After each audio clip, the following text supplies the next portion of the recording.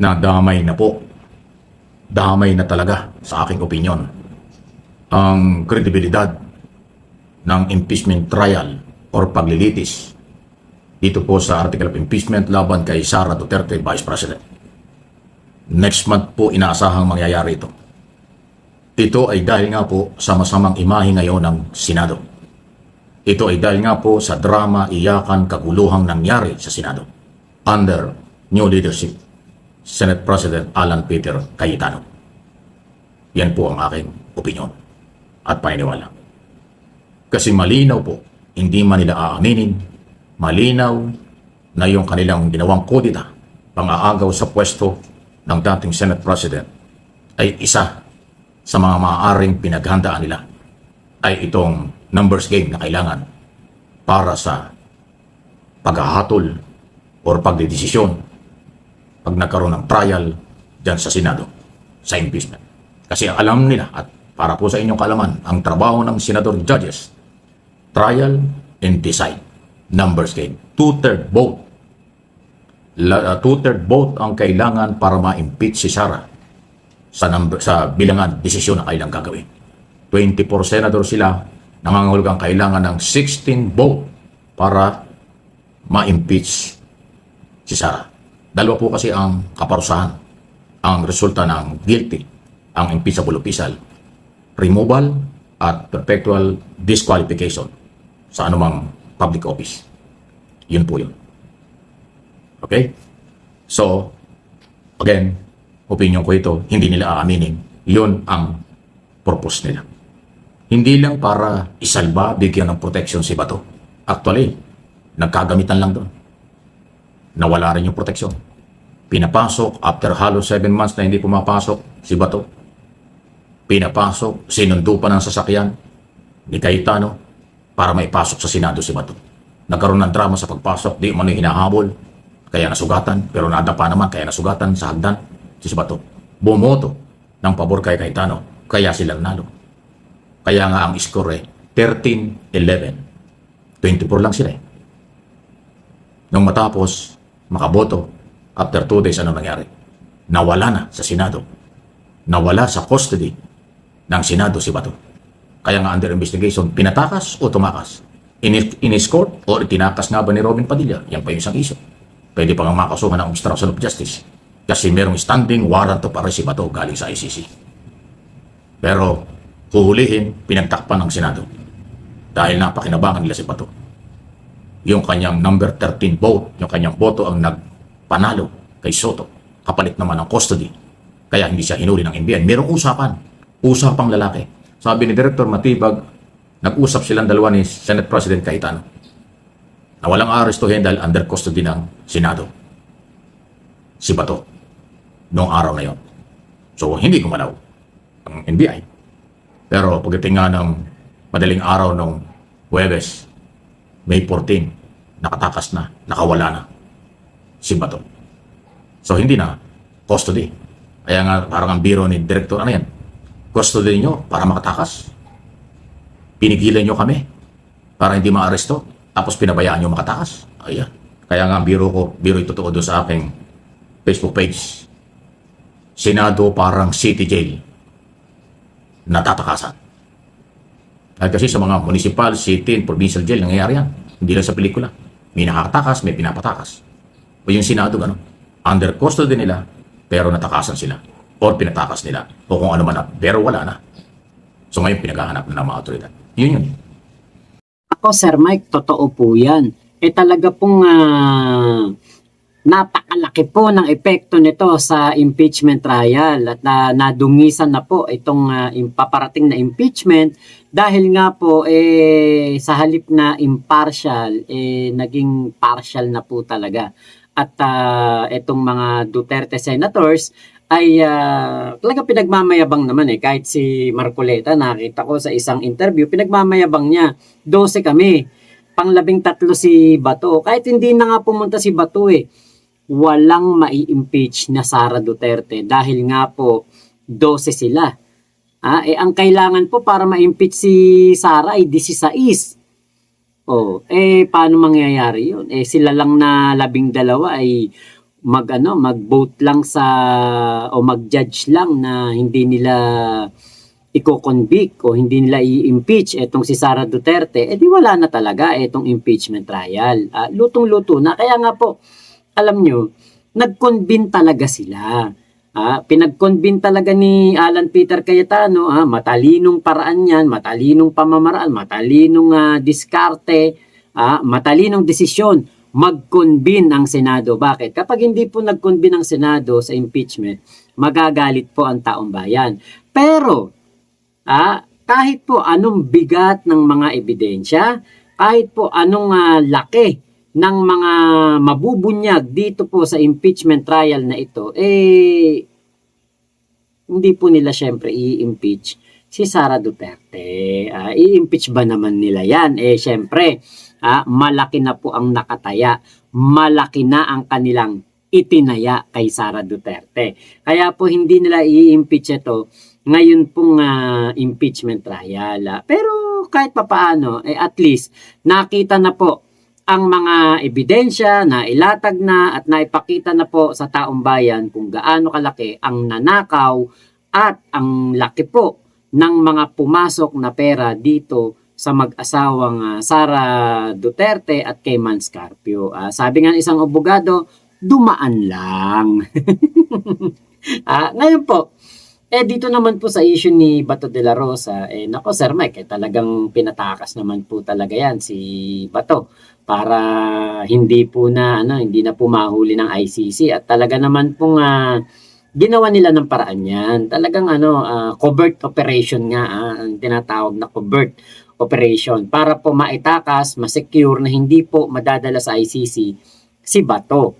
Lahat po ng drama, lahat ng kaguluhan, lahat ng mga pagpapaputok, lahat ng pag-target doon sa salamin ng Senado, lahat po yan ay ginawa para itong si Bato de la Rosa ay makapuga. Ayun nga lang po, anong klase nga ba naman itong ating Senado at ano bang klase itong mga senador na ito na nagtulong-tulong para itong si Bato de la Rosa ay makatakas. Naku, lalong-lalo na itong si Robin Padilla na talaga ng mga parang ginagawa tayong mga bata. Sabi niya, wala naman daw kaso, wala naman daw warrant of arrest, hindi daw kinikilala ang ICC, ang dami-dami niyang palusot sa ginawa niyang pagpapasakay kay Bato doon po sa kanyang Fortuner. Sabi nga, so nakisakay lang naman. 'Di ba? Kahit ano naman ang kanilang gawing pagde-deny diyan sa ginawa nilang pagpapatakas kay Bato, hindi naman po maitatanggi na si Bato de la Rosa po ay nasa Senate custody. May Senate custody at iginalang po yan ng ating DILG Chief, DILG Secretary John B. Cremulya at ng ating PNP Chief Nartates. Talagang itong si Sir Melencio ay maayos na nakipag-usap at wala nga daw pong direktiba noong gabi na iyon para po itong si Bato ay hulihin. Yun nga lang po, 'di ba? Kakaiba. Pwedeng protektahan na huwag mahuli, pwedeng protektahan pero pwede ring patakasin. So anong klaseng Senate custody yan? So talaga pong sirang-sira ang ating Senado. Wala nang ibang word doon kundi sirang-sira, napakapangit ng image at talaga naman pong nagmukha pong mga clown ang 13 Judas. Di ba? So, paano ngayon yan? Maliban doon, ang sunod dyan yung impeachment. Kasi nga numbers game sa impeachment. Maliban lang, kung makukonsensya sila, magigising sila doon sa napakalakas ng mga ebidensya. Betrayal of public trust, death threat o death, ano ba yan? Threat, destabilization, bribery, ano ba isa? Unexplained wealth, at saka confidential fund. Yung apat na yun. Yan po yung nilalaman ng article of impeachment. Yung threat, yung pagbabanta sa buhay ng Pangulo. Itinuri ng destabilization. Kasi pag nawala ang buhay ng Pangulo, yung Vice President, ang uupo. So, gulo yan. Di ba? Parang magkakagulo pag nawala ang Presidente. Pero makikinabang, Vice President. So, talagang yun yung malakas na paglabag or kawalan ng tiwala ng taong bayan. Betrayal of public trust. Tapos yung bribery, panunuhol doon sa mga YOSEC opisyalis ng Department of Education. Yun. Tapos, ayun na nga, unexplained wealth, yung mga bank record, bank transaction, at yung confidential fund. Nawala naman hong talagang ghost sina Mary Grace Piatos at iba pa. Yun eh. So yung bang dambuhalang mga ebidensyang yun ba yung gustong pagtakpan? Kaya nag-take over ang sinasabing pro-Duterte senador? Yun ba yun? Aba natural, hindi kayo aanin. Pero yung perception ng channel na ito at opinion ng channel na ito, perception ng mga tao, hindi po yan mabubura na meron kayong layunin na pagtakpan si Sara Duterte. Kaya pinilit nyo kahit na yung isang taong nagtatago sa warrant of arrest, pinapasok nyo para lang makakuha kayo ng majority at mag-take over sa Senado. Yan ang imahe. Kung paano nyo yan sagutin, paano nyo ipaliwanag, paano nyo justify na hindi ganon, abay bahala kayo. Pero ang opinion, perception ng tao, mamamayang Pilipino, hindi nyo yan matuturuan. Dahil alam nila, nadidinig nila, nakikita nila, at ang aking mga channel, obligasyon ko at karapatan ko ay paliwanag ang lahat ng ito. Pag naniwala sila, salamat. Kung hindi ko naman pipilitin. Kaya nga yung mga troll, mga baser dito, puro pagbabanta, pagmumura at pambabastos na lang ginagawa kasi wala silang argumento na matino. Hindi nilang masagot ang ating mga topic. Wala silang pangsagot sa ating mga topic. Walang argumentong katanggap-tanggap. Kaya pagmumura, pagbabanta, pagkasabing mali-maleta, bias-bias, ay puro basura na yan. Yung maleta, itanong nyo kay Mike Defensor, doon ako na-recover sa kanyang hotel sa Pasig na pinasara. Di ba? Kaibigan ko pa naman si Mike, grabe, sayang. Anyway, wala tayong magagawa. Yan ang buhay niya, at yan ang gusto niya, ay wala tayong magagawa. No one is above the law. Please like and share. So, eto na nga, nangyari na nga itong kaguluhan po doon sa Senado kahapon at napakatindi nung ginawang video nitong presentasyon ni Amy Marcos para lamang mailigaw po ang tunay po na layunin at ang tunay po na dapat na inuunat ginagawa po ng Senado. Dito po ay sa napanood natin na nangyaring privilege speech nitong si Amy Marcos, talaga naman pong masasabi natin na ito talaga ay propaganda para mailihis po talaga sa totoong issue ang mga pangyayari. Katulad niyan, sinabi po charter change, wala naman pong mga senador na nasa sa minorya na nagtutulak po ng charter change. At wala namang kahit isang katibayan na ginawa itong si Amy Marcos o pinakita man lang kahit isang katibayan patungkol po mga sinasabing mga expose nitong si Amy Marcos. Bagkus puro po splice video, puro sa mga balita lang din makikita. Wala pong kahit isang ebidensya ng sinasabi nitong si Amy Marcos na makakapagpatunay na meron pong humihirit ng term extension, tapos pataasin yung edad ng ating pwedeng maging presidente sa mga darating na panahon. Ito'y gagawin daw pong 50. Mga ganyan ba? Wala po man lang naipakita kahit isang ebidensya itong si Amy Marcos. Puro propaganda lamang. Kaya nga siya na-lecturean ng ating mahal na senador na si Rapi Tulfo. Ngayon, syempre, tayo po ay nakabantay diyan at tayo po nanood talaga ng live sa Senado.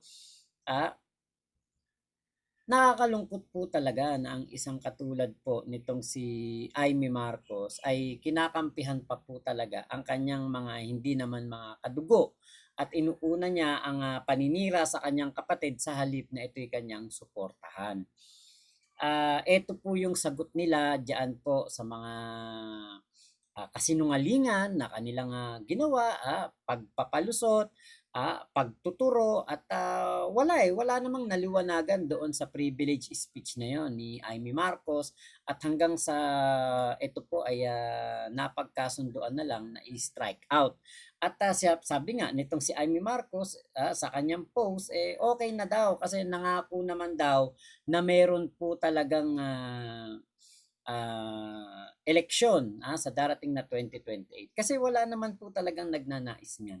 At ang ating pong Pangulong Bongbong Marcos, ayon po sa isang malapit sa kanila, sa kanila mag-asawa, sabi nga po si PBBM after po ng kanyang termino ay uuwi na sa Ilocos at doon lang po mamumuhay ng tahimik. At nako, sabi nga po ng ating nakausap noon, sabi nga po pagod na nga daw po din si PBBM at ayaw niya na ng politika after niyang maging presidente kasi nakabalik na po ang isang Marcos sa Malacanang at napatunayan na din po na ang isang Pangulong Bongbong Marcos ay epektibo, magaling at epesyente talaga siya na presidente ng ating bansa. So wala na pong dapat patunayan pa at wala na pong dapat pa na na silipin dito. Tangi lang namang si Amy Marcos at ang mga DDS ang sumisilip sa ginagawa ng ating Pangulo kahit na ang ating Pangulo ay napakasipag. So ayan, good luck na lang talaga sa impeachment. Good luck na lang talaga sa ating mga senador na matitino yung mga matitinong senador. Good luck na lang po talaga at sana po ay ipanalo nyo ang taong bayan. At sa mga nasa majority, nako sana maisip naman ninyo na hindi porke kaalyado nyo, hindi porkeng malaki na ang inyong mga tinaya, kailangan nyo at obligado kayo na ipanalo ang isang Sara Duterte sa 2028 election. Kasi kapag hindi talaga na-impeach si Sara, pwede talaga magdire-diretso yan hanggang 2028 election at marami po ang pwedeng gawin para manalo. Pwede talaga nilang maipanalo yan at alam na po nila yan kung paano ipapanalo gamit ang mga machine itong mga voting machine. Ako, alam nila yan. Bakit?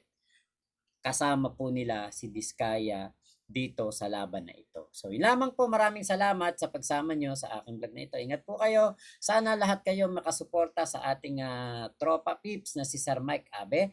Maraming salamat po, Sir Mike, sa maganda mong video. Ingat po kayong lahat. Nasaan mang panig kayo ng mundo. Momo, chup chup, love you. God bless us all, Pilipinas. God first. Salamat po.